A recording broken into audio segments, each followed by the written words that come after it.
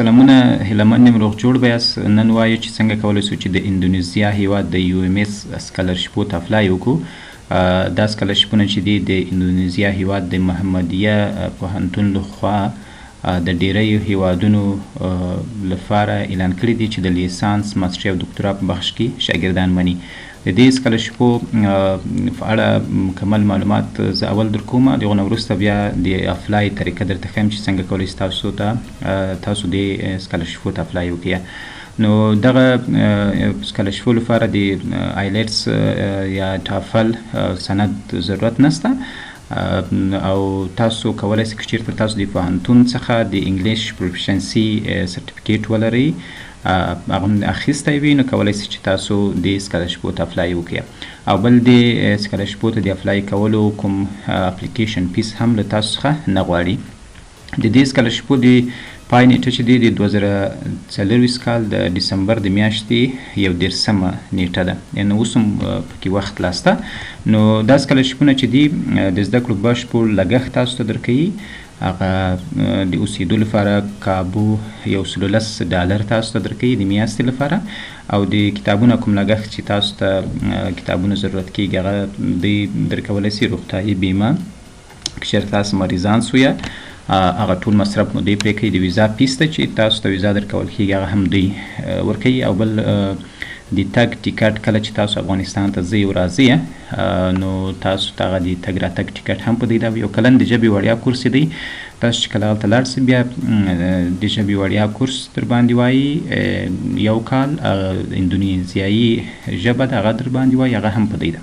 د دې سکالرشپو لپاره شرایط دا دی چې فیصدي مو باید له 15% څخه لیک نه وي، یعنې که په پوهنتون کې وي که په مکتب کې وي باید فیصدي مو له 15 څخه ډېره وي. صحیح ده.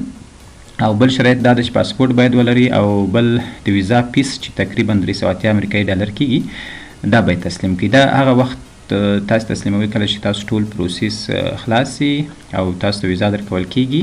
تاسو چې کله ویزا درکوي دی پوهنتون هغه فیس تاسو داخلوي، خو کله چې هلته ورسیږئ تاسو ته بیرته دغه فیس درکول کیږي د $380. او یو سره څنګ کې د لیسانس لپاره باید عمر چې 25 کاله وي، 25 کالونه مقصد ډیر نه وي. او د ماستري لپاره کله چې تاسو ماستري ته اپلای کوئ باید عمر مو 10 کاله پورې وي، یعنې له 10 کالونه باید ډیر نه وي. او دکتورا ته چې اپلای کوئ باید عمر مو 15 کاله وي. کوم اسناد ورته ضرورت دي؟ ډیپلوم یا سرټیفیکیټ، د پوهنتون شهادتنامه موږ ورته وایو، د پوهنتون ډیپلوم موږ ورته وایو، او ټرانسکریپ د پوهنتون لپاره کله چې تاسو فارغېږئ ټرانسکریپ باید وي، او د 12م صنف هغه 3 کلنې نمرې چې موږ ورته وایو هغه باید ولرئ. او 2 ریکمنډیشن لیټر باید ولرئ. د 2 ریکمنډیشن لیټر داسې غواړي چې یو باید اکاډمیک له ځای څخه وي او یو له امپلایر څخه، امپلایر ارګنایزیشن څخه. اکاډمیک ریکمنډیشن تاسو په پوهنتون کې یا په مکتب کې له استاد نه اخلئ، او امپلایر کله چې تاسو په کومه اداره کې کار کوئ اوس د هغو ادارې څخه باید تاسو یو ریکمنډیشن لیټر واخلئ، یا له خپل سوپروایزر څخه یا له منیجر نه. هغو ځای څخه باید تاسو ریکمنډ کړئ چې دا زموږ کارګر ده یا زموږ کارمند ده. صحیح ده.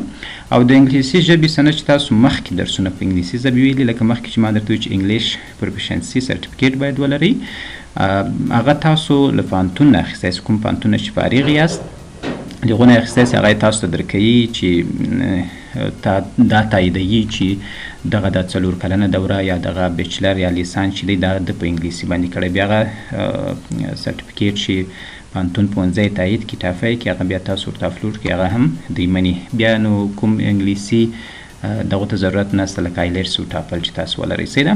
او د پاسپورت سایز عکس، یو عکس باید پاسپورت سایز ولرئ. او پاسپورت عکس معنا په هغو کې چې تاسو مشخصات وي، لکه هغه عکس و نوم د فلار نوم کنه عموما چې سکن کیږي هغه باید ولرئ. او د سکالرشپ مهالویش څه وخت دی؟ تاسو کله چې ثبت نام وکړئ بیا مراحل څه وخت دي؟ د 2025 کال په جنوري میاشت کې سلیکشن کیږي، جنوري کې انتخاب کیږي، او په فبروري کې تاسو ته خبر درکول کیږي، او د ویزا پروسس مخته ځي چې یعنې تاسو انتخاب شوي یاست د ویزا پروسس مخته ویسي، او تاسو به په همدې میاشت کې سفر هم کوئ.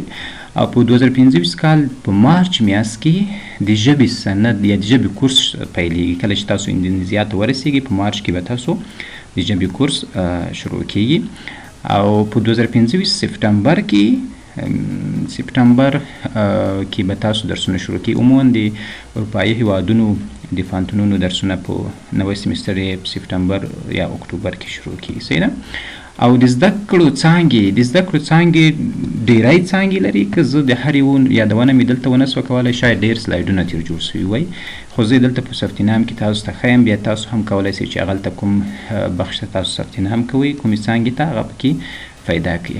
او که چېرته بیا وایي چې د دې زده کړو څانګې یو لیست ماته جوړ کړه، زما سره لیست یې شته، شاید زه د دې ویډیو په ډسکرپشن کې هم ستاسو لپاره کیدم.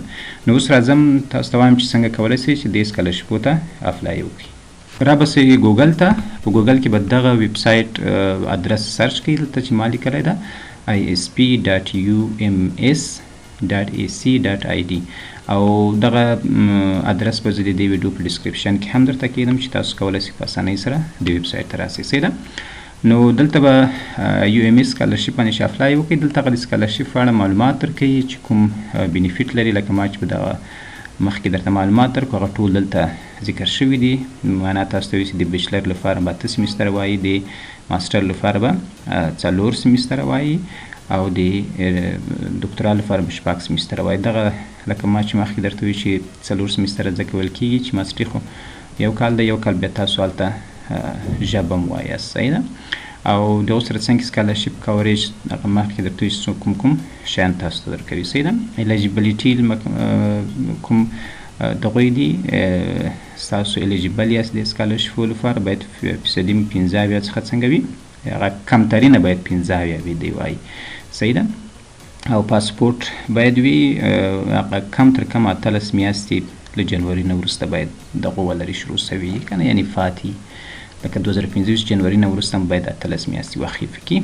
او د بیچلر لپاره باید عمر 25 کاله وي، لکه مخکې چې معلومات درکړه. نو ویډیو نه اوږدوم، راځم دا نور معلوماتو باندې. هغه کوم ډاکومنټ چې ما درته وایي چې ته ضرورت ده هغه دلته ټول ذکر سوي دي. نو تاسو چې ویډیو ګورئ بیا دغه شیان ټول پرې کولی شئ. اخري کې تاسو دلته ویلي چې میډیکل ریپورټ او فاینانشل ګارنټي. کله چې تاسو سلیکټ شوئ تاسو میډیکل ریپورټ درنه غواړي، معاینات ریپورټ درنه غواړي او فاینانشل ګارنټي.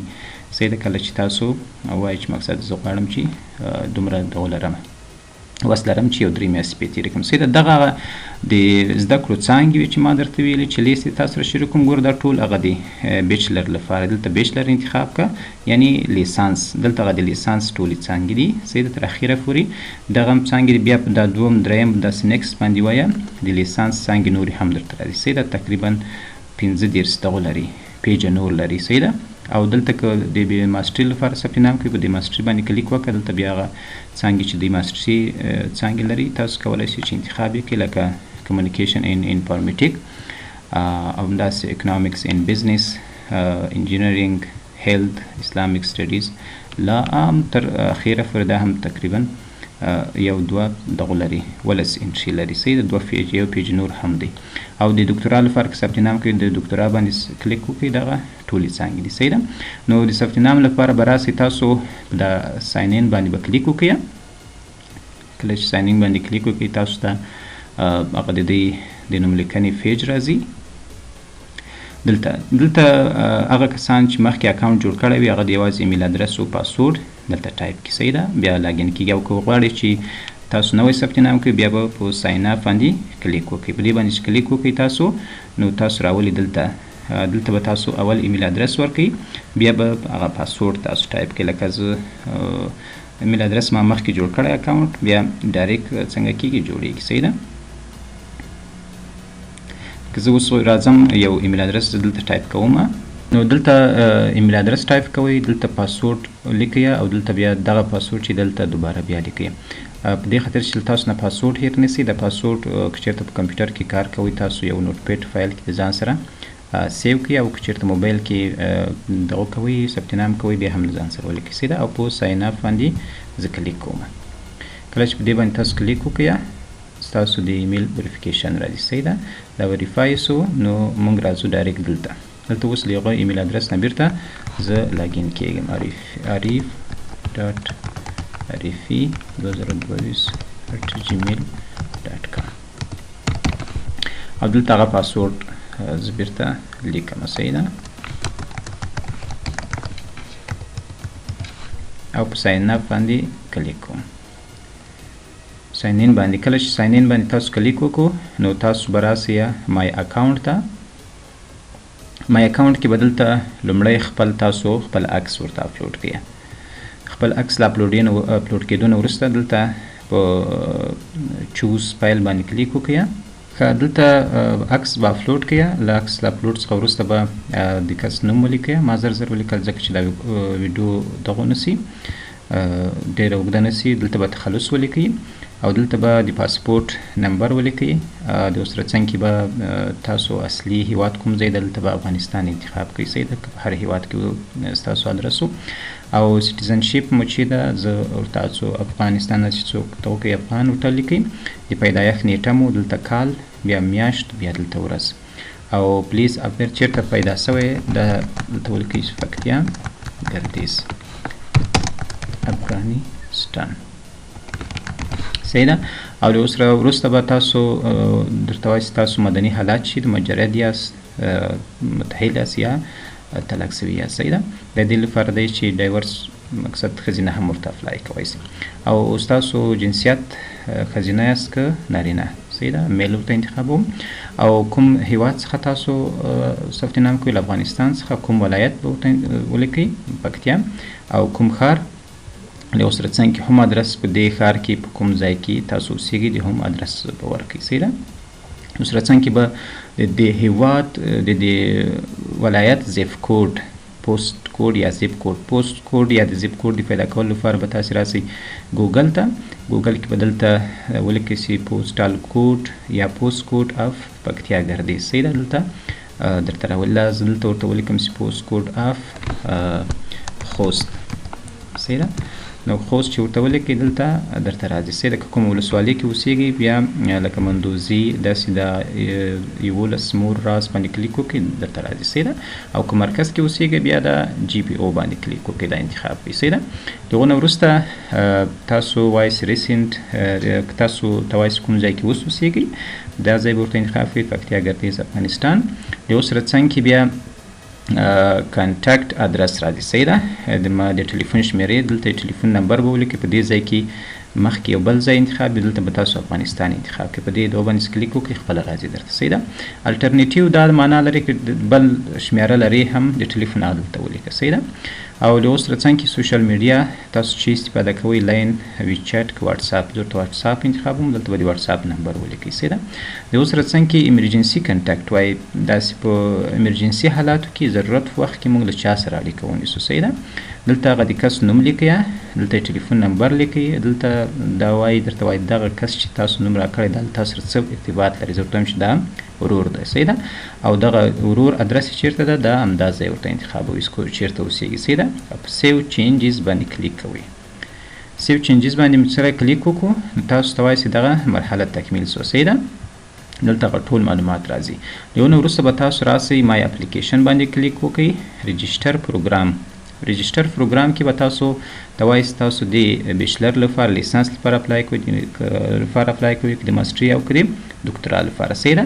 زه د ماسټري لپاره اپلای کوم. په دې رجسټر ناو باندې کلیک وکړئ.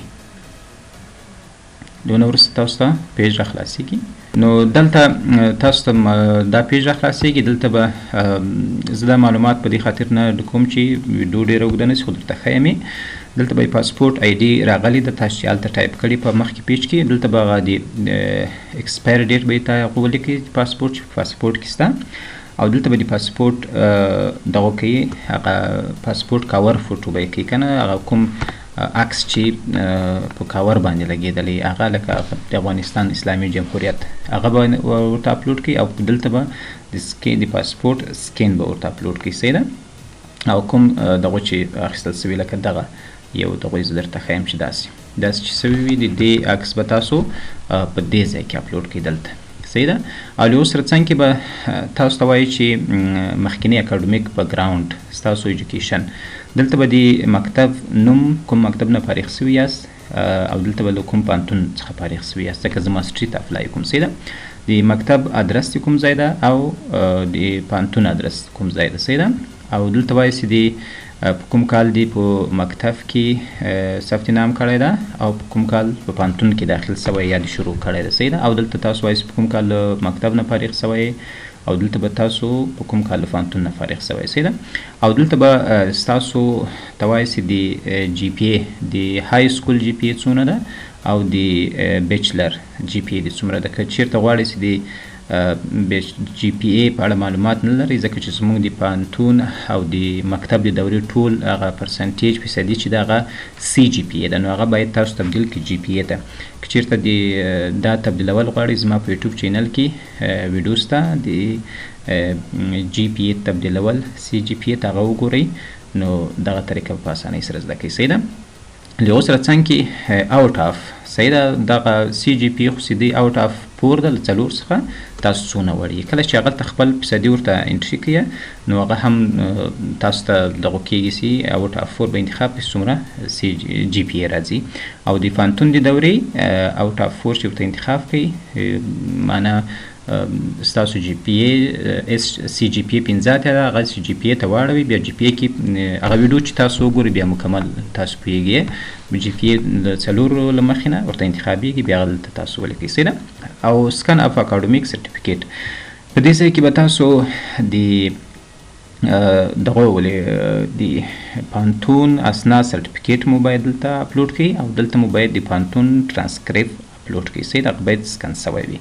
او له هغه سره وروسته باید ریکمنډیشن لیټر چې ما درته ویل چې ریکمنډیشن لیټر 2 دانې غواړي یو د کوم اداره کې چې کار کوئ او یا د پانتون. که چیرته تاسو کار نه کوئ او د لومړي ځل لپاره فارغ سوي یاست بیا دواړه کولی سئ د پانتون له استادانو څخه واخلئ او یا د مکتب له استادانو څخه 2 ریکمنډیشن لیټر واخلئ هغه ورته اپلوډ کړئ. صحیح ده.